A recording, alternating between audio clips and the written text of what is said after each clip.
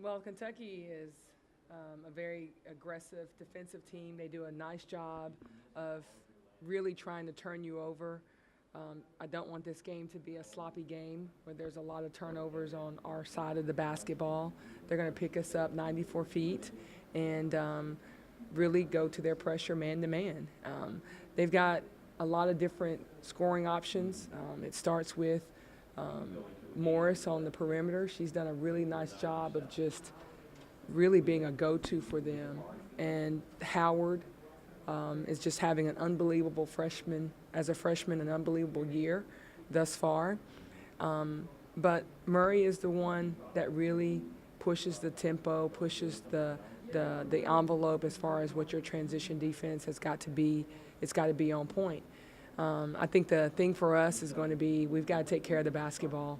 We can't allow ourselves to get into this running match with them. We got to be very smart and deliberate when we run, but also be able to execute in a half-court setting. And making layups and free throws will always be a key for us. And I think the other thing that we've got to do and take a page from our last game is shot selection and turnovers. We can't allow teams to run on us based on those two things that we give up or we don't do well. And that's something that we put a lot of emphasis on the last couple of days. Okay, so what are your plans or anything to maybe slow down their offense with Murray, Morris, and Howard? Well, it starts on what you do offensively. You know, taking care of the basketball will eliminate a lot of those transition baskets that they like to get. Shot selection, we'll know when the shot's going up and we'll know who's taking it and what our rebounding coverage should look like. And then we've got to sprint and talk and obviously pirate pickup. We call our pirate the person who picks up the ball handler. We can't just allow players to have free roam around with the basketball. We've got to get the ball to one side, establish our strong side defense, and keep the ball over on that side. Okay, so as a team that already beat one ranked team in Texas A&M, what do you expect differently from Kentucky, who's also ranked?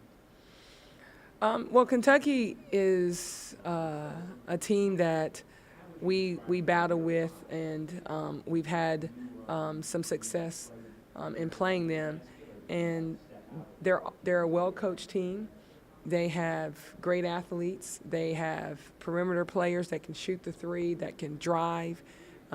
We've got to make sure that we match their offensive execution, and we do that through playing our hard-nosed defense, but taking what the offense gives us. I don't want us forcing things. I don't want us feeling like we've got to be in a hurry. I want us to be very strong with the basketball and be deliberate in our passing and doing the little things before the ball gets there, like setting up your cut, setting and using screens.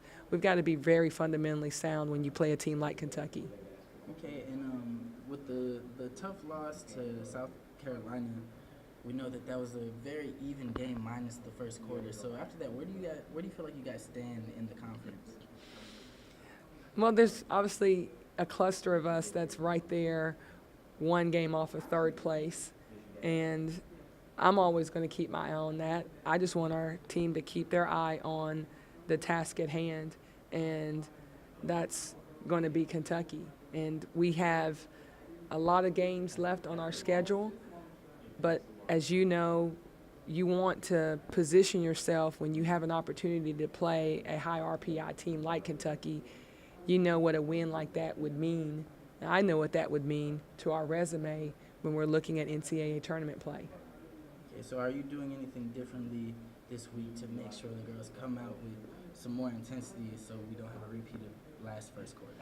I think the main part of our team, the main reason our team, I feel like our preparation going into South Carolina, we were a little banged up, and we allowed that to me, I felt like we allowed that to kind of play into the psyche of the game when we've got to be mentally strong. In the SEC, you can't have a mentally weak team playing in this league on any given night because you will get beat. And we just really wanted to focus in on, let's talk about some things, let's iron some things out, let's figure out how we can take the challenges of the South Carolina game, apply them to us getting better, because that's what we want to do. We want to try to improve, and let's be better because of it.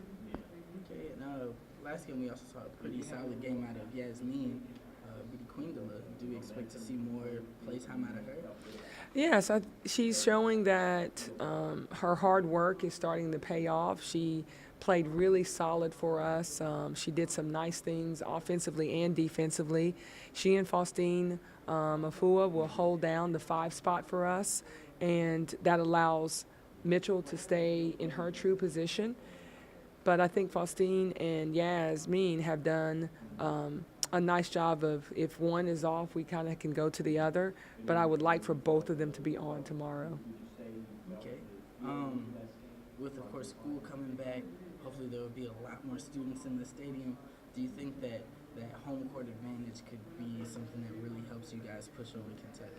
Well, it's always great to play in your arena when there is a crowd and you've got your students and the community supporting these young ladies, because they work extremely hard, and they're a great group to watch because of how hard they play. We try to play the game the right way with great sportsmanship. We play hard, we play together, and we try to play smart. It makes a big difference when you do have that type of crowd. One of the things that we were proud of last year was the fact that we only lost 1 game last year in the PMAC, and that was to a pretty good team by the name of Mississippi State. But we want to have more people come out and watch, and we want them to know that these young ladies, it didn't just happen with them coming and showing up at practice, but all the work that they did in the off season, and the 6 a.m. workouts, and the Fridays at 2:30, fourth quarter Fridays, all of that to be able to put the purple and gold on and to represent LSU. That says a lot about these student athletes and what this program and what this institution and what this community means to them. Okay. And I know you said that one of your keys to success was limiting your turnovers this game, and I know you always have a set number of where you want them to be at. So what's your number for this game?